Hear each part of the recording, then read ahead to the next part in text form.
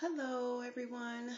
My name is Treva, and I am coming on to introduce myself and to give you a little background of why my husband and I are trying IVF. I am 40 years old. I have a 17-year-old son and a 22-year-old daughter.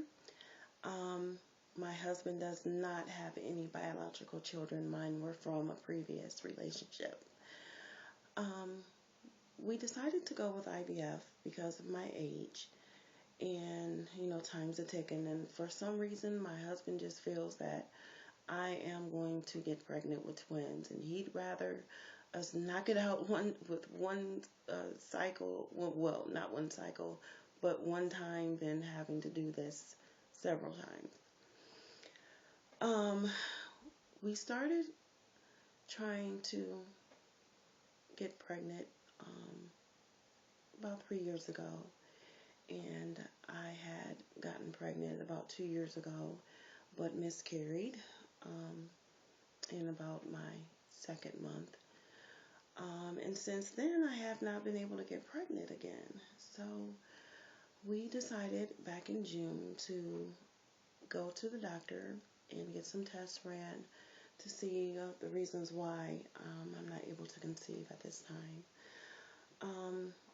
Well, when I went to my regular OBGYN to do the testing, they did a blood test to see about my hormone levels and everything because I am 40. And she told me everything was normal. So then my husband had a sperm analysis done, and they were told him that everything was normal. So then we started seeking out a RE. We found one that's about an hour away from where we live, and we went there to our first appointment September 1st. Well, the first thing that they did when we got there to the RE's office was to have the doctor come in and explain to us about different procedures that they can do. But we told the doctor that we had already made a choice of IVF because of my age. We didn't want to wait around, and it would have better chances of me conceiving. So the next thing was they had a person from financial to come in and to explain how much it would cost for the cycles, and also giving me information on how to get some of the medication for free, which I did. I went through Lifeline, Compassionate Care. I was able to get the Gonal F, 3,000 units, and also my Overdrel for free, and Compassionate Care sent it to the RE's office. When it came down to the financial,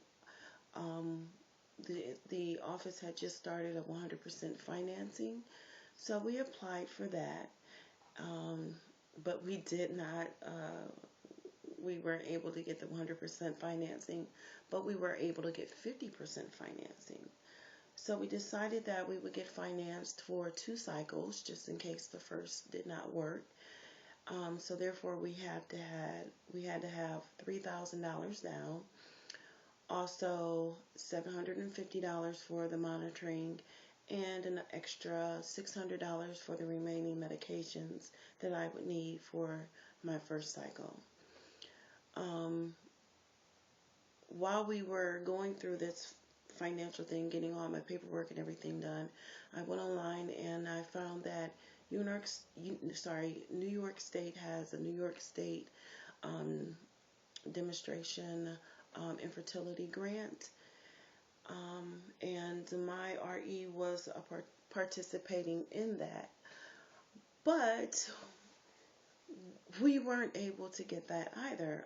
Financially, they said that we would have been able to get it because of infertility reasons. They said that we would be able to get it, but because of my age, even though the grant says that you could go up to age 44 and I'm 40, they said that I would have to take a high dosage of some of the medications, and the grant only allots you to have low dosage of the medication. So, needless to say, we weren't eligible for the grant.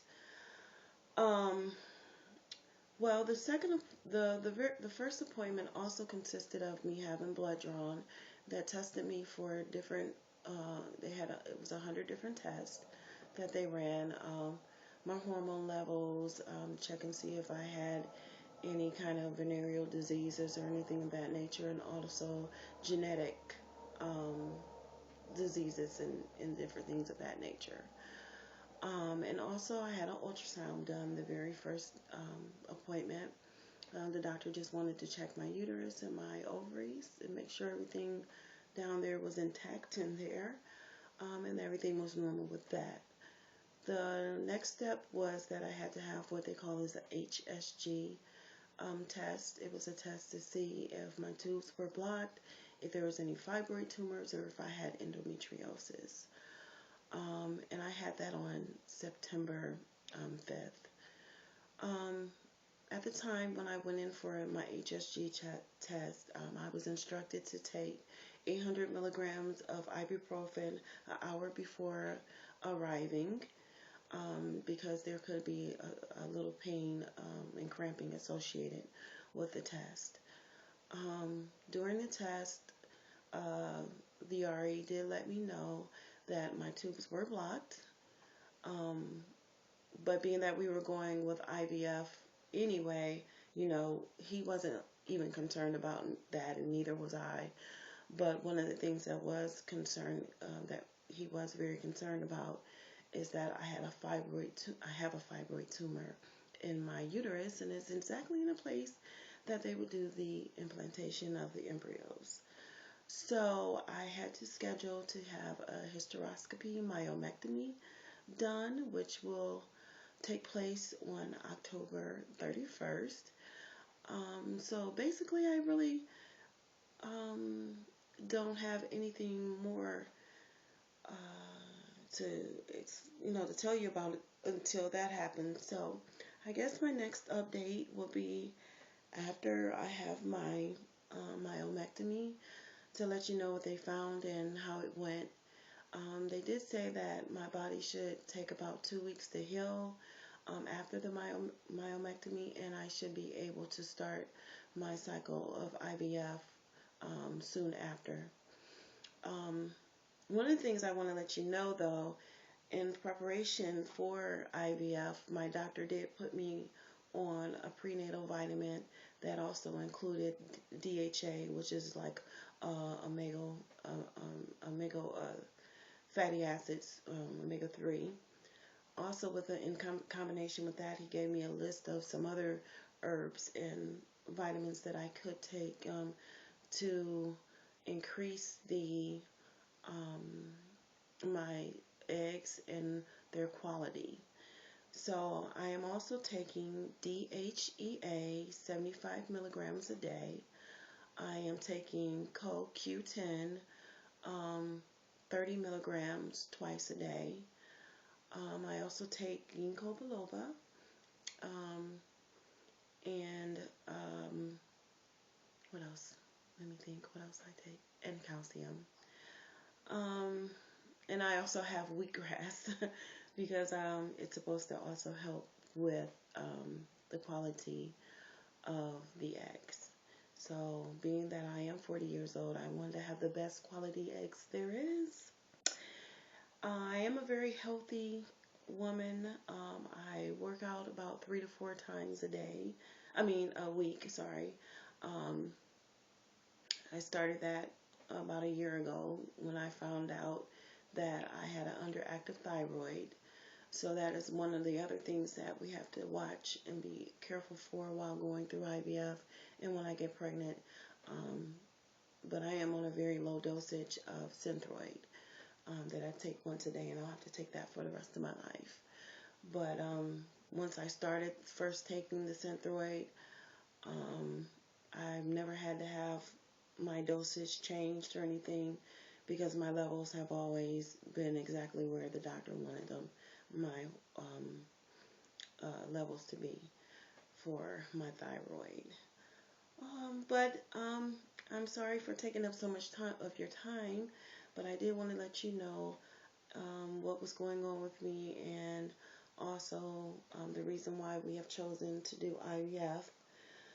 So just I want to hope that you can pray for us, and that everything will be okay when I go for my myomectomy.